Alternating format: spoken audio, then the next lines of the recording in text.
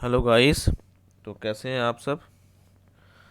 चलिए, तो आज हम लोग आगे बढ़ते हैं। मोमेंट ऑफ इनर्शिया देख चुके थे लास्ट क्लास में, उसका डेरिवेशन हम लोग देख चुके थे।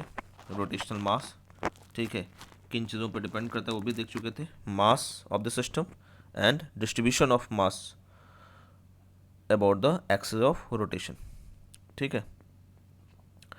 तो यहाँ पे वही चीज़ हम लोग वहीं से रिकंडल कर रहे हैं, ठीक है, कि अब हम लोग को ये देखना है कि ये distribution of mass about the axis of rotation depend करे, ठीक है।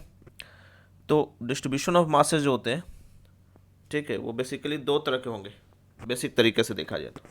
एक हो जाएगा डिस्क्रीट डिस्ट्रीब्यूशन ऑफ मास और दूसरा हो जाएगा यूनिफॉर्म या continuous distribution of mass.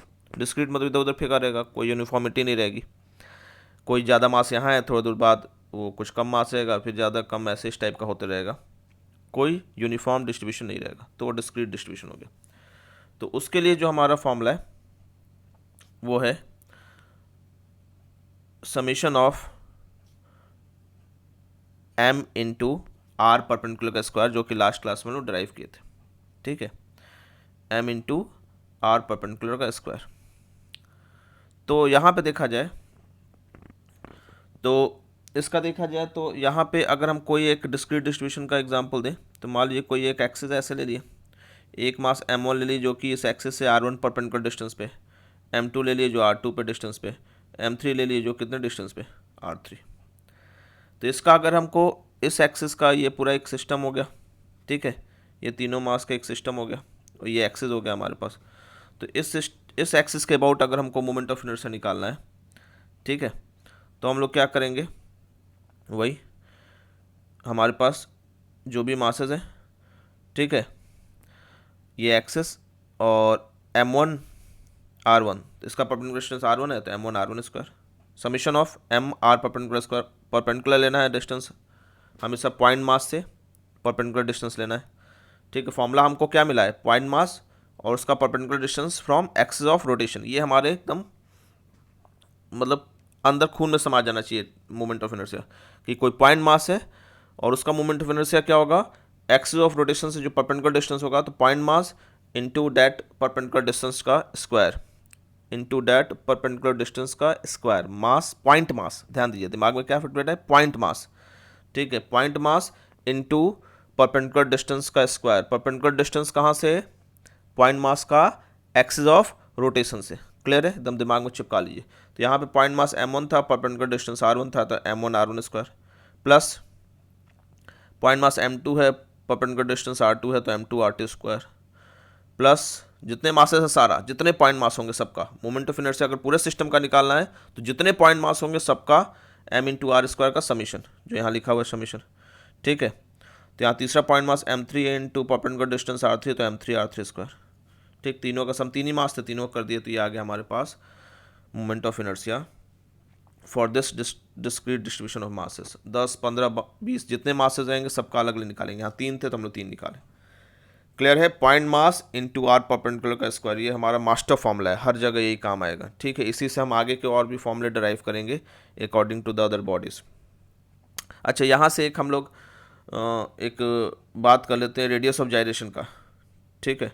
Radius of gyration, तो रेडियस ऑफ जायरेशन क्या होता है, जैसे अगर आप देखोगे, ठीक है, रेडियस ऑफ जायरेशन, ठीक, आर के सॉरी, रेडियस ऑफ जायरेशन, इसको हम लोग के से डिनोट कर दिए यहाँ पे। ये होता क्या है, जैसे अगर मान लो हम इसी सिस्टम को मान के चलते हैं, ठीक है, यहाँ डेफिनेशन दिया हुआ है, आप पॉज करके नोट कर सकते हो, ठीक। जैसे ये हम इस सिस्टम को मान रहे हैं, इसी सिस्टम का हमको बोल दे कि रेडियस ऑफ जायरेशन निकालना है, ठीक है, रेडियस ऑफ जायरेशन, ठीक। तो ऐसे केस में हम लोग क्या करेंगे, रेडियस ऑफ जायरेशन क्या होता है, तो जैसे ये तीनों मास अलग अलग जगह रखा हुआ है ना, तो रेडियस ऑफ जायरेशन जो वो डिस्टेंस होता है, सेम एक्सिस, एक्सिस नहीं बदलेंगे, वो डिस्टेंस, मान लो कोई एक दो डिस्टेंस है के, ठीक है, ये के से डिनोट करें, वो डिस्टेंस जहाँ पे इन तीनों मास को m1 m2 m3 तीनों मास को उठा के रख दें, यहाँ से एक्सिस वही है, एक ऐसे डिस्टेंस पे हम तीनों मास को उठा के रख दें कि जब हम इस अब निकाला, अब एक ही पॉइंट मास हो गया क्योंकि तीनों को यहीं रख दिए, तब मोमेंट ऑफ इनर्शिया क्या हो जाएगा, m1 plus m2 plus m3 और कितना परपेंडिकुलर डिस्टेंस हो गया k, तो m1 plus m2 plus m3 into के स्क्वायर। ठीक, तो ये जो मोमेंट ऑफ इनर्शिया हो ये पुराने वाले मोमेंट ऑफ इनर्शिया के बराबर हो। ठीक है, ये डिस्टेंस k ऐसा हो कि जो नया मोमेंट ऑफ इनर्शिया आया वो पुराना जो इनिशियल डिस्ट्रीब्यूशन था उसके बराबर हो। क्लियर है, समझ रहे बात को? तो अगर दोनों बराबर हो गया तो यहाँ से जो k की वैल्यू आएगी वही क्या होगा, रेडियस ऑफ जाइरेशन। ठीक है, जैसे इस केस में हम लोग देख रहे हैं, डेफिनेशन एक बार पढ़ लीजिए। Is the distance of A point from axis of rotation where whole mass of the system is supposed to be concentrated such that the new moment of inertia equal to the moment of inertia due to initial distribution। Clear है? तो यानी नया हम कहीं यहाँ से के distance पे रख दिए, ठीक है, कोई पॉइंट यहाँ पे पॉइंट, इन तीनों मास को यहाँ से उठा के रख दिए, अब एक ही पॉइंट हो गया, एक ही पॉइंट मास हो गया, उसका मास क्या हो गया, m1 plus m2 plus m3, और डिस्टेंस कितना हो गया k, तो m1 plus m2 plus m3 into के स्क्वायर। ये नया मोमेंट ऑफ इनर्शिया, ये किसके बराबर होगा, इसके बराबर होगा। अब दोनों का अगर हम इक्वेट कर दें, ठीक है, तो हमारे पास क्या आ जाएगा, रेडियस ऑफ जाइरेशन। ठीक, अब दोनों की इक्वेट कर दिया जाए, तो दोनों की इक्वेट कर दें तो हमारे पास क्या आ जा रहा है, देखिए, तो m1 plus m2 plus m3 into के square equal to m1r1 square plus m2r2 square plus m3r3 square. तो k की वैल्यू क्या आ जाएगा, under root of m1r1 square plus m2r2 square plus m3r3 square upon total mass m1 plus m2 plus m3। तो radius of gyration क्या हो गया, under root of ये मोमेंट ऑफ इनर्शिया ऊपर अपॉन टोटल मास। तो यानी आप क्या लिख सकते हो, जो moment of inertia upon total मास। ठीक है, ऊपर वाला तो मोमेंट ऑफ इनर्शिया है ना जो भी, क्योंकि मोमेंट ऑफ इनर्शिया तो दोनों बार सेम ही है, तो हम आई डोनेट कर दें अपॉन टोटल मास। ठीक है, अब ध्यान दो यहाँ से कि ये तो डिस्टेंस है तो उसका यूनिट तो मीटर होगा, डायमेंशन एल होगा। किन चीज़ों पर डिपेंड करता है, किन चीज़ों पर इंडिपेंडेंट है। ठीक, एक बार झटके पटके में, वैसे गौर से देखोगे तो नज़र आ जाएगा, पर झटके पटके में देखने से लग रहा है कि ये मास पे डिपेंड कर रहा है। ठीक है, मास पे डिपेंड कर रहा है, पर एक्चुअली ये मास ऑफ द सिस्टम के इंडिपेंडेंट है। ध्यान दीजिएगा, क्या है, independent of the mass of the system. क्यों?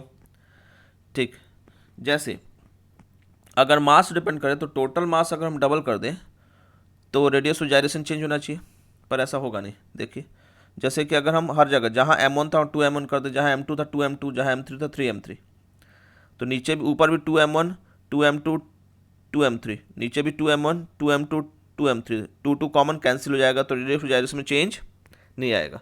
तीनों मास को अगर हम डबल कर दे या तीनों मास को ट्रिपल कर दे या तीनों मास को आधा कर दे, तो मास बढ़ रहा है ना, अगर डबल कर रहे हैं तो रेडियस ऑफ जाइरेशन चेंज होना चाहिए ना, अगर मास पे डिपेंड करता तो, पर चेंज नहीं हो रहा है, इसका मतलब मास पे डिपेंड नहीं कर रहा है।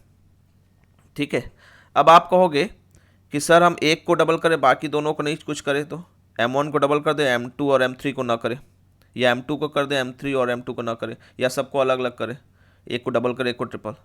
तो अगर आप ऐसा करोगे तो आप मास तो नो डाउट चेंज करोगे, ठीक है, पर बेसिकली वो मास चेंज की वजह से इफेक्ट नहीं आ रहा है, वो किसके वजह से इफेक्ट आ रहा है, अगर हम m1 की जगह 2m1 कर दें और बाकी m2 m3 सेम रख दें, तो हमने एक तरह से मास डिस्ट्रीब्यूशन को चेंज कर दिया। Overall no doubt mass change किया, पर हमने मास डिस्ट्रीब्यूशन को चेंज कर दिया। ठीक है, देखिए, मास जब भी हम दो बातें करते हैं, एक होता है मास डिस्ट्रीब्यूशन, ठीक है, कि डिस्ट्रीब्यूशन ऑफ मास, और एक होगा मास। तो जब हम मास की बात करेंगे तो डिस्ट्रीब्यूशन को चेंज नहीं करेंगे। अगर जैसे दो फैक्टर है कोई भी चीज़, जैसे इससे पहले में मोमेंट ऑफ इनर्शिया में m into R perpendicular square, तो दो अलग थे, m और r। तो अगर हम m को चेंज करें तो r को कांस्टेंट रखेंगे, तभी i चेंज हो रहा था, और अगर हम r को चेंज करें तो m को कांस्टेंट रखेंगे, तभी i चेंज हो रहा था। तो जब भी किसी, अगर हम एक की बात करेंगे, अगर हम मास की बात करें तो हम डिस्ट्रीब्यूशन को कांस्टेंट रखेंगे, ध्यान दीजिएगा, तभी हम एक फैक्टर को देख पाएंगे कि उससे चेंज हो रहा है कि नहीं। जब हम मास की बात करें तो एक को डबल नहीं करना है, क्योंकि एक को डबल करेंगे तो आप मास को चेंज करने के साथ साथ क्या चेंज कर दे, डिस्ट्रीब्यूशन। तो किसके वजह से वो रेडियस ऑफ जाइरेशन में चेंज आ रहा है वो पता नहीं चल रहा है, क्योंकि दोनों चीज़ें एक साथ चेंज कर देंगे तो पता नहीं चलेगा। आप 2m1 करेंगे और m2 m3 ऐसे ही छोड़ देंगे, तो आपने मास के साथ साथ क्या चेंज कर दिया, रेडियस ऑफ डिस्ट्रीब्यूशन। तो डिस्ट्रीब्यूशन जब चेंज कर दिया तो रेडियस ऑफ जाइरेशन किसकी वजह से चेंज हुआ नहीं पता चला, मास भी चेंज हुआ, डिस्ट्रीब्यूशन में चेंज हुआ, तो नहीं पता चल रहा है किसकी वजह से चेंज हुआ। तो हम एक चीज़ को कांस्टेंट रखेंगे, जब मास चेंज करेंगे तो डिस्ट्रीब्यूशन को कांस्टेंट रखेंगे। ठीक है, तो जब हम मास की बात कर रहे हैं तो हम मास को चेंज रखेंगे, तो मास को अगर देखेंगे तो डिस्ट्रीब्यूशन को कांस्टेंट रखेंगे, यानी अगर हम एक को डबल करें सबको डबल कर दें तो मास तो डबल हो जाएगा ना सिस्टम का, 2m1 प्लस 2m2 2m3। अगर रेडियस ऑफ जायरेशन चेंज होना होगा तो उसी से हो जाएगा, k टाइम्स हम सबको कर दें या n टाइम्स सबको कर दें तो चेंज होना चाहिए ना, ठीक है। तो हम 3 टाइम्स कर दें, 4 टाइम्स कर दें, 10 टाइम्स कर दें, 20 टाइम्स, किसी से तो चेंज होना चाहिए। अगर सबको करें तो सबको चेंज करने से क्या होगा, सबको उतने टाइम्स करें तो डिस्ट्रीब्यूशन आपका चेंज नहीं हो रहा है, डिस्ट्रीब्यूशन क्या रहेगा कांस्टेंट, मास चेंज होगा पर डिस्ट्रीब्यूशन कांस्टेंट होगा, ठीक है। समझ बात को, मतलब तो उस केस में आप केवल क्या देख पाओगे कि मास से चेंज हो रहा है कि नहीं, ठीक। केवल एक को चेंज करोगे तो मास के साथ साथ डिस्ट्रीब्यूशन भी चेंज कर दो तो पता नहीं चल पाया कि किसके चेंज की वजह से हो रहा है। तो जब भी हमको अगर दो चीज़ें हैं तो एक को कांस्टेंट रखेंगे, दूसरे को चेंज करेंगे, तब पता चलेगा कि उससे चेंज हो रहा है कि नहीं। तो हमने डिस्ट्रीब्यूशन को कांस्टेंट रखने के लिए क्या किया, सबका मास बढ़ा दिया या सबका मास घटा दिया, ठीक है, सेम फैक्टर से। तो जब आप सबका डबल करोगे तो कोई radius of gyration 2m1 2m2 2m3, नीचे भी 2m1 2m2 2m3, तो 2 कैंसिल खत्म गया, 3m1 3m2 3m3, 3m1 नीचे भी 3m2 3m3 3 कैंसिल, तो रेडियस ऑफ जायरेशन चेंज नहीं हुआ, यानी डिस्ट्रीब्यूशन कांस्टेंट रखे मास बढ़ाए तो चेंज नहीं हुआ, यानी independent of mass of the system.